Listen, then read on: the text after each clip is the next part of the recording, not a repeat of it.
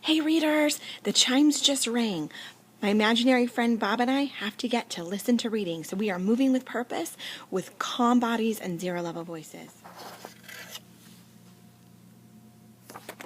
Bob and I got set up calmly, quickly, quietly. We move with purpose. We're getting started right away. We decided we'd read Bob's book, The Two Ogres.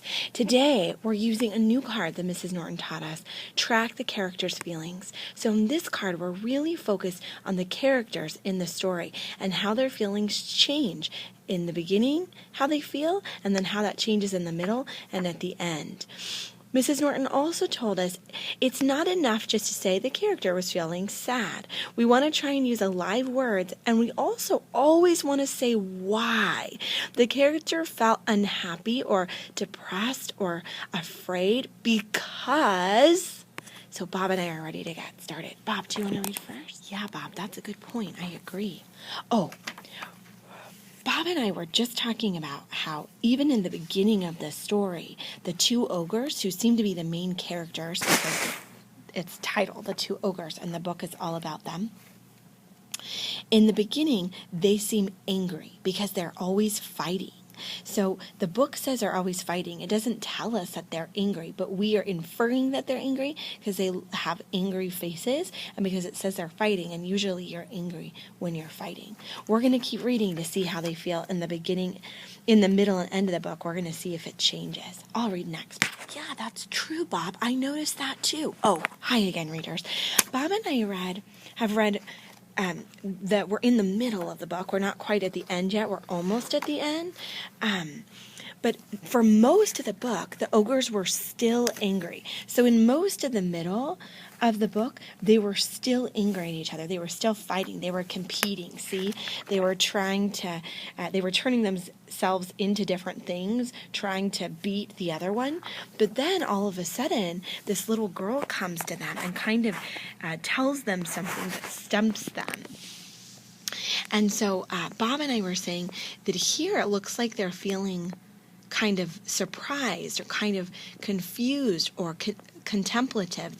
They're thinking hard about what the little girl is saying. So that's different. So the character felt confused, or the character felt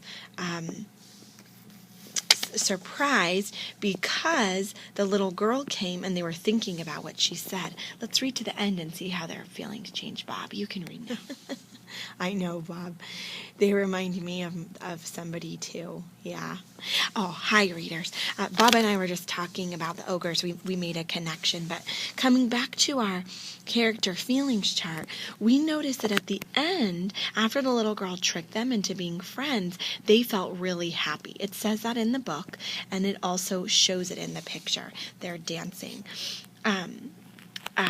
Bob used a really alive word. He said they're feeling content. Content means satisfied or peace. It's like a mixture of peaceful and happy. They feel content because they're friends. So in the beginning they were angry, right, Bob? In the middle they continued to be angry, but then they were a little confused when the little girl came, and at the end they were feeling happy because they were friends. I'll put away the card.